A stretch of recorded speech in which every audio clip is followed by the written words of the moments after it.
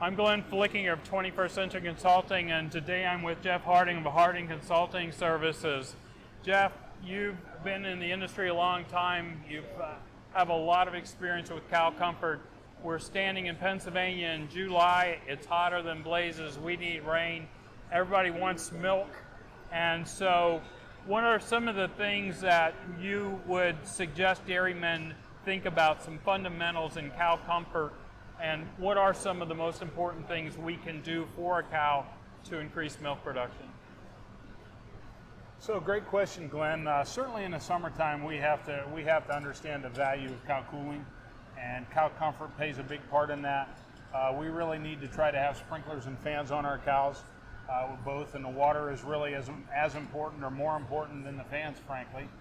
Many people have fans and don't use water, but it's a very critical part.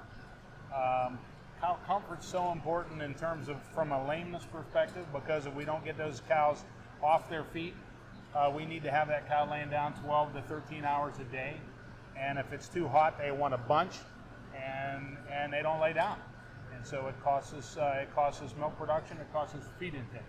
So I have guys that will ask me from time to time, well, all that water does is puts more water in my pit, which I don't need, and makes my cow's feet softer, and I think the water is what causes my feet problems.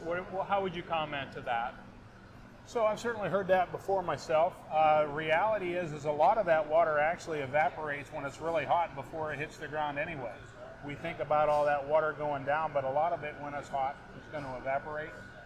The soft feet thing, I think most people would agree that the data doesn't bear that out. And yeah, if they are a little bit softer, but I mean, it's a trade-off we make, and we have to get our cows cool. So what are some of the recommendations you would make? We talk about guys that we need to have cows laying 12 to 13 hours a day.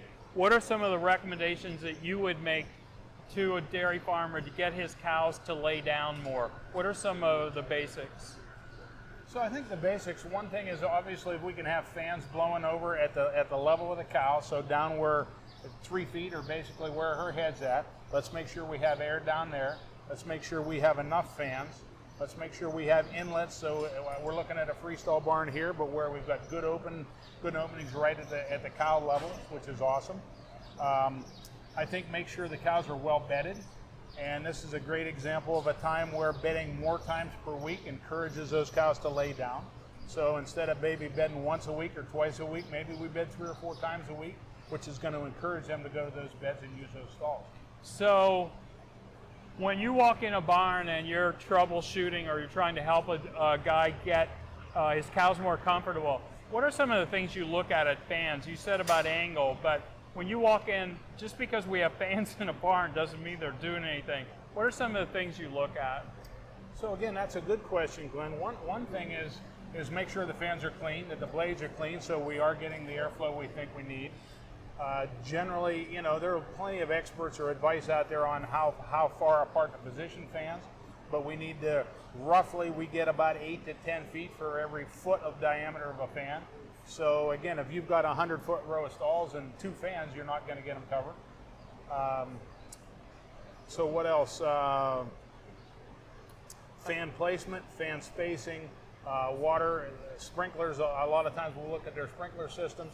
A lot of people have never really looked at adjusting their sprinkler systems, but I encourage you to get somebody that knows what they're talking about to look at those. We need to get the cow wet, but we don't need to soak her for two minutes.